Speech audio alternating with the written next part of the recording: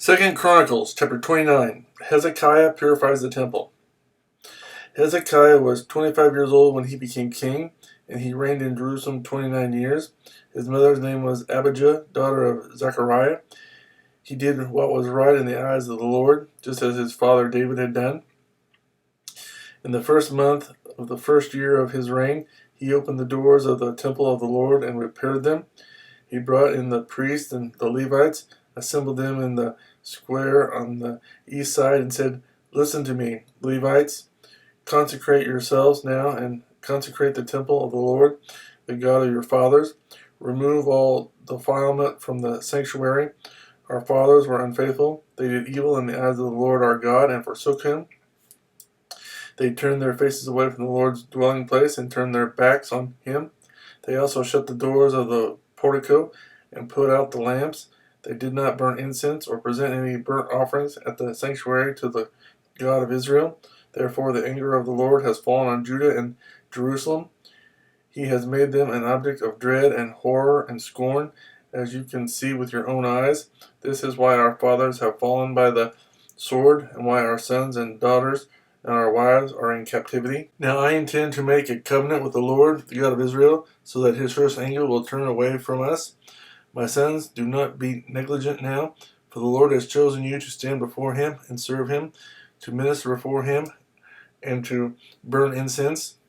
Then these Levites set to work from the Kohathites: Mahath, son of Amasai, and Joel, son of Azariah; from the Merarites, Kish, son of Abdi, and Azariah, son of Jehalel; from the Gershonites, Joah, son of Zimmah, and Eden, son of Joah; from the descendants of Elizaphan, Shimri, and Jael; from the descendants of Asaph, Zechariah, and Mahattaniah; from the descendants of Heman, Jehiel, and Shimei; from the descendants of Jeduthun, Shimei, and Uziel.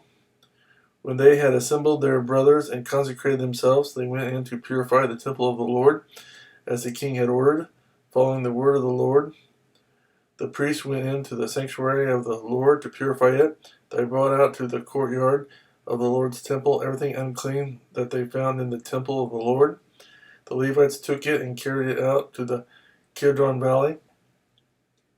They began the consecration on the first day of the first month, and by the 8th day of the month they reached the portico of the Lord. For 8 more days they consecrated the temple of the Lord itself, finishing on the 16th day of the first month. Then they went in to King Hezekiah and reported, "We have purified the entire temple of the Lord, the altar of burnt offering with all its utensils, and the table for setting out the consecrated bread with all its articles. We have prepared and consecrated all the articles that King Ahaz removed in his unfaithfulness while he was king. They are now in front of the Lord's altar." Early the next morning, King Hezekiah gathered the city officials together and went up to the temple of the Lord.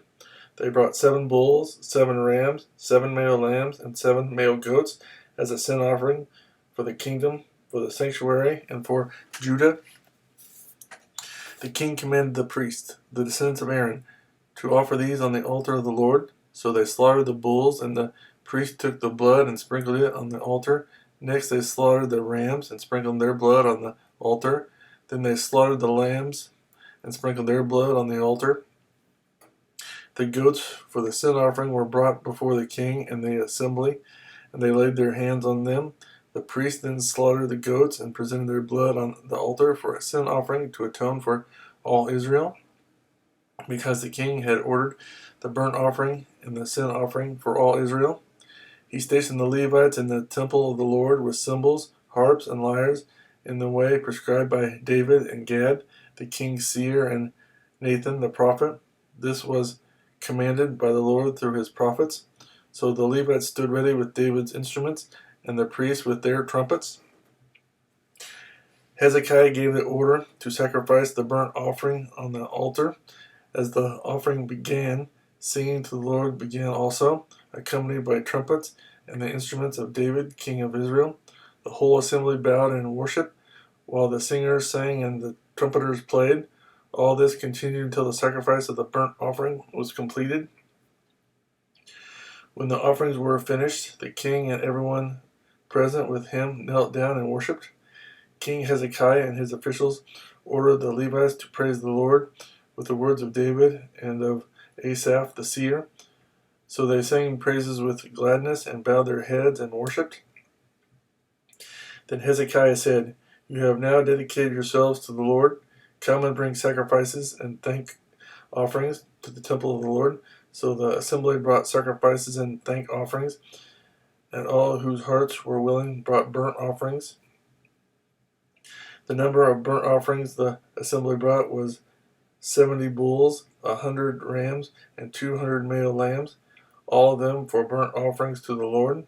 The animals consecrated as sacrifices amounted to 600 bulls and 3,000 sheep and goats. The priests, however, were too few to skin all the burnt offerings, so their kinsmen, the Levites, helped them until the task was finished and until other priests had been consecrated, for the Levites had been more conscious in considering themselves than the priests had been. There were burnt offerings in abundance, together with the fat of the fellowship offerings and the drink offerings that accompanied the burnt offerings. So the service of the temple of the Lord was reestablished. Hezekiah and all the people rejoiced at what God had brought about for his people, because it was done so quickly.